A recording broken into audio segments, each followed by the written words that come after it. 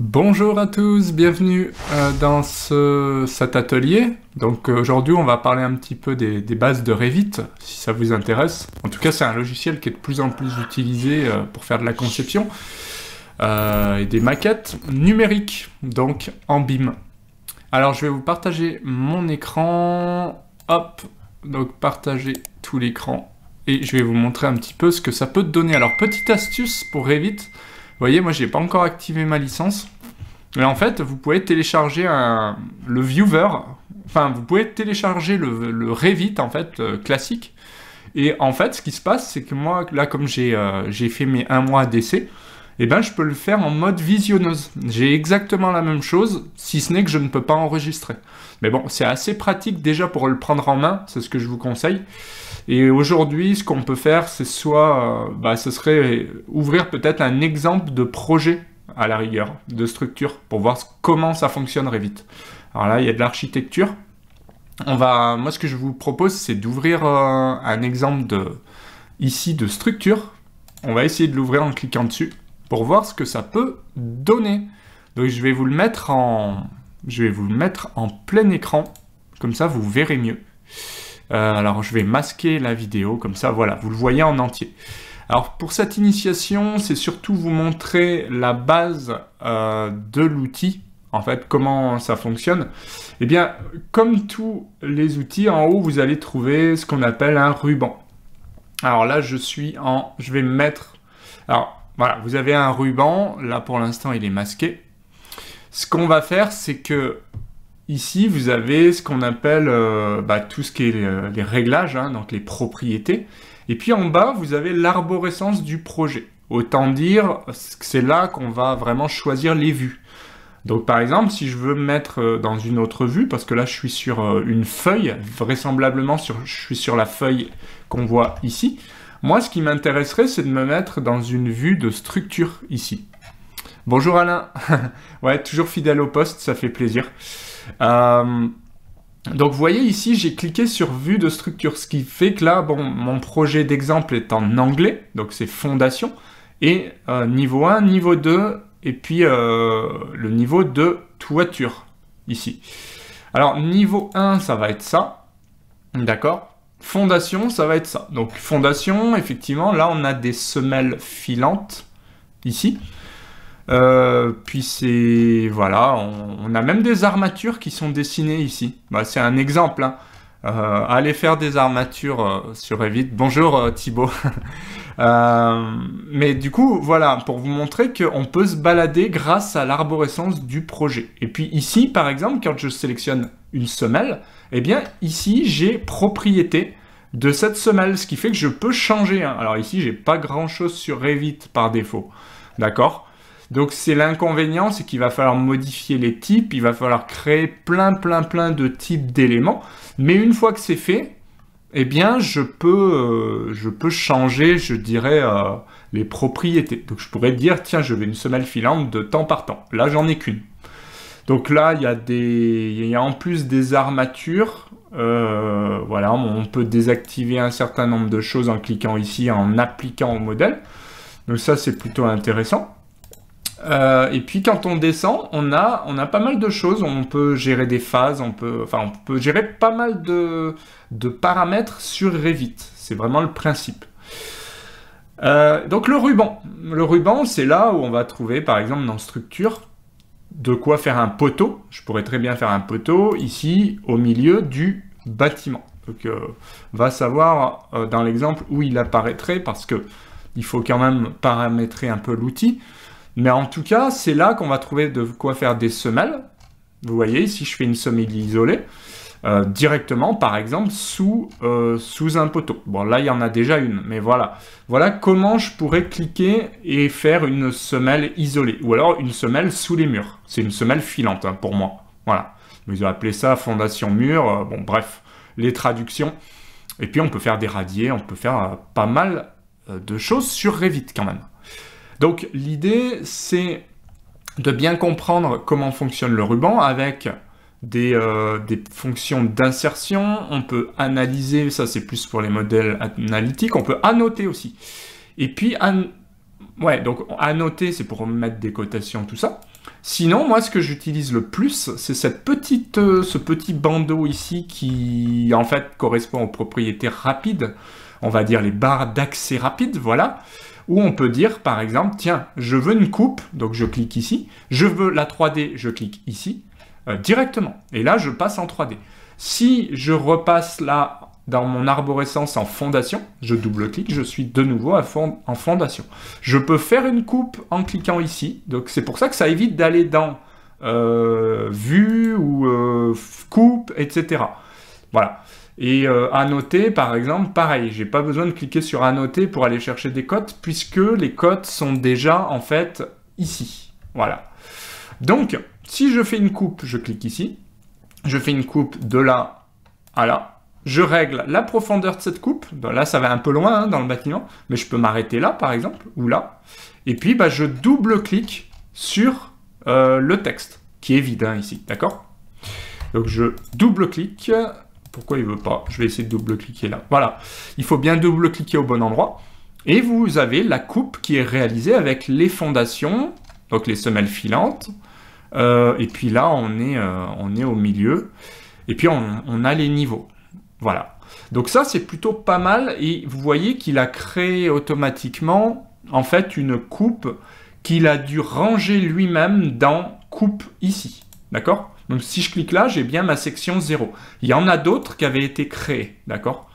Si je retourne dans section 0, c'est celle que je viens de faire. Et puis, il y a d'autres sections pour, par exemple, centrale, la pile centrale, ici. Cross-section, donc c'est tout en anglais, hein, mais voilà, c'est un exemple de ce qui a déjà été fait. Je peux aller au niveau toiture ici, pour voir ce qui se passe, donc bien double-cliquer, et puis bah, là, j'ai la charpente en fait, hein, tout simplement. Là, je repasse en 3D, pour voir un petit peu ce que ça peut donner. Alors, je vous propose aussi de vous inscrire pour le prochain atelier, avant que j'oublie. Voilà, je vais vous le mettre ici, comme ça vous pensez bien à vous inscrire pour le prochain atelier. Je ne sais même plus de quoi on parle, mais c'est soit AutoCAD, soit on parle des logiciels en général, ou alors carrément du fait de devenir freelance. Donc c'est toujours des thèmes qui vous intéressent en général. Donc prochain atelier, bientôt. J'essaye d'en faire un petit peu moins avec les vacances. Alors, on va parler un petit peu de la navigation sur Revit qui n'est pas forcément évidente au départ. Alors, pour se déplacer sur Revit, on peut laisser la molette enclenchée et tourner autour du modèle. C'est-à-dire qu'on fait une panoramique, d'accord? Si on maintient Shift ou Maj, eh bien, on tourne en orbite 3D, d'accord? Donc là, je peux zoomer avec la molette, simplement. Je fais un zoom molette. Et avec Maj, je fais la molette à nouveau, mais cette fois-ci, je tourne autour de mon modèle. D'accord? Donc ça, c'est... Entraînez-vous, c'est... Bah voilà, il faut savoir vraiment maîtriser cette navigation. Donc je vous remontre. Juste la molette, c'est la panoramique. Le zoom, bah je vais scroller, voilà, tout simplement. Et puis pour me déplacer, je maintiens bien la molette. D'accord, Shift, pardon, ou Maj. D'accord? Donc ça, c'est vraiment très très important. Ça vous permettra de bien vous familiariser avec Revit. Bien sûr, donc j'ai fait aussi je vous propose une formation Revit que vous pouvez suivre, une formation pas à pas où je vous montre un petit peu un modèle et ensuite vous créez avec moi un exemple de plan de A à Z. C'est-à-dire que vous allez vous familiariser à la fois avec le ruban, les propriétés, puisqu'on va devoir créer des types, et on va devoir gérer l'arborescence du projet. Parce que là, je ne vous ai pas tout montré, j'aurai pas le temps, mais en tout cas, vous avez les élévations ici, d'accord? Donc, on va apprendre à régler des niveaux dans la formation Revit. On va apprendre comment ça fonctionne, comment on gère, on s'accroche sur les niveaux automatiquement. Et c'est tout l'avantage de Revit, c'est qu'en fait, si ici, vous changez de niveau, par exemple, je me mets à -3, 3000, eh bien, normalement, s'ils ont bien fait le travail d'ailleurs, eh bien, on devrait s'accrocher directement au bon niveau. Alors là, je ne sais pas, l'exemple est peut-être pas flagrant. Voilà, bah ça, là ils ont peut-être fait n'importe quoi dans l'exemple. Enfin, ça devrait, ça aurait dû suivre. En tout cas, moi dans ma formation, c'est le cas. D'accord? On peut s'accrocher directement.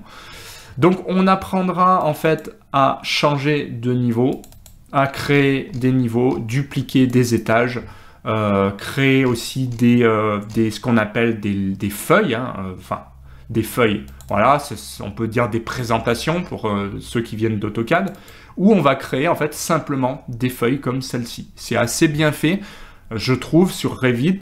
Il y a quelques petites subtilités à connaître, hein, c'est pas des simples glisser-déposer, quasiment, mais il y a des choses à créer avant. Voilà, sinon on n'arrivera pas à faire ce qu'on veut, on va être limité.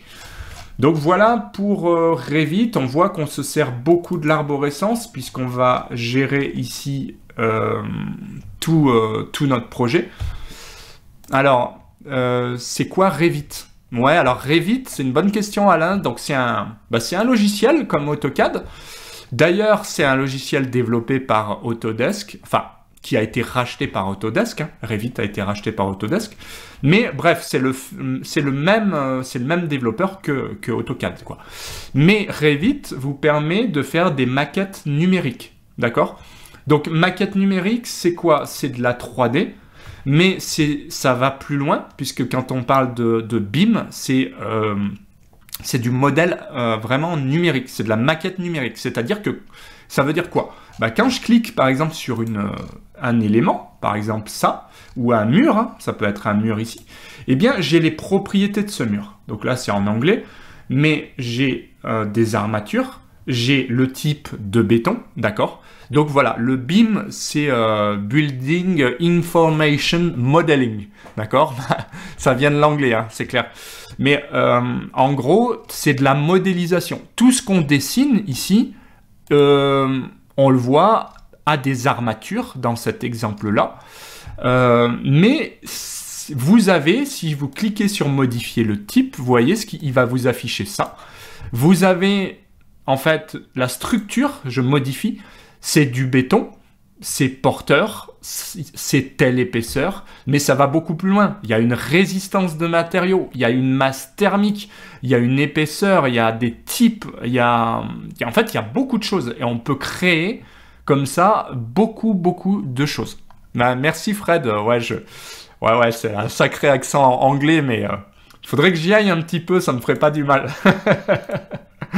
Donc, vous voyez ici, je peux régler quel type de béton. Concrete, pour faire plaisir à Fred. Quel type de béton? Mais ça, voilà, donc je peux vraiment régler beaucoup de choses. Et c'est le principe du BIM par rapport à des logiciels, on va dire plus basiques. C'est qu'en fait, ça gère un modèle complet. Et en général, très peu utilisé par les archis, si quand même si on connaît tous Archicad, d'accord, ou SketchUp. Mais de plus en plus, les gens vont utiliser Revit. Pourquoi on utilise Revit aujourd'hui? Parce qu'en fait, SketchUp, c'est de la maquette 3D. Mais le BIM, ça va beaucoup plus loin. C'est-à-dire que c'est du partage de données. Aujourd'hui, quand vous dessinez avec SketchUp, je parle sous le contrôle de Fred Lamy, on a vraiment des éléments, on va avoir des surfaces et on dessine, c'est de la modélisation, d'accord?